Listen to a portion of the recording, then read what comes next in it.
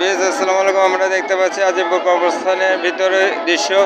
তো এখানে অনেকে আসলে কবর জিয়ারত করতে আসছেন। আমরা দেখতে পাচ্ছি সারি সারি কবর, সেই কবরগুলো জিয়ারত করতে আসছেন অনেক মানুষ আমরা দেখতে পাচ্ছি। তো এই যে কবর জিয়ারত করছেন মানুষ, আসলে তাদের পিতা মাতা আত্মীয় স্বজনের কবর জিয়ারত করছেন এবং সেই কবর জিয়ারত করার মাধ্যমে তাদের আত্মা মানে মুরব্বীদের তার আত্মীয় স্বজন কাছের মানুষের আত্মা এবং সেটি যাতে মানে শান্তিতে থাকে তার জন্য দোয়া, তার রুহের জন্য দোয়া, তারপরে তার নামে আসলে কিছু দান সদকা করা। আমরা দেখতে পাচ্ছি এখানে অনেক ফকির আছে, ফকিরকে আসলে অনেকে দান সদকা করছে আমরা দেখতে পাচ্ছি। সেই দান সদকার মাধ্যমে এখানে সকলে আসলে একত্রিত হয়েছে। তো আমরা দেখতে পাচ্ছি ভেতরে অনেকে প্রবেশ করছেন, তারা কবর জিয়ারত করছেন।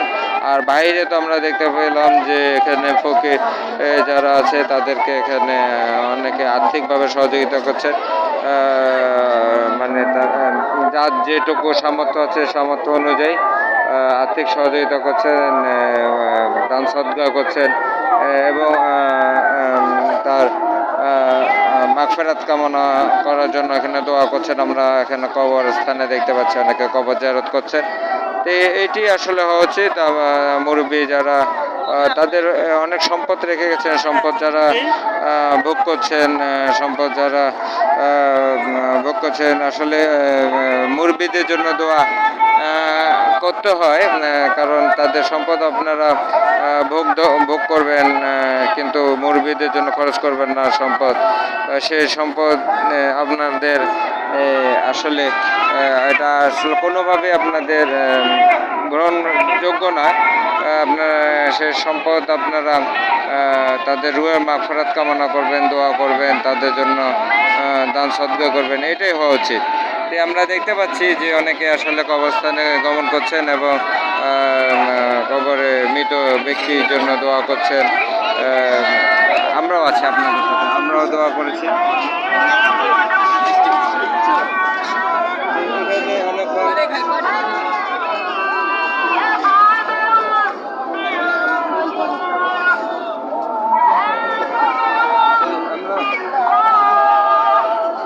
একটু ধরবেন,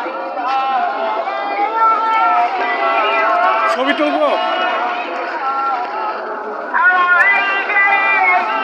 ভিডিও করতেছেন? হ্যাঁ হ্যাঁ, ভিডিও। তো অনেক ধন্যবাদ। আমি তখন দোয়া ছিলাম,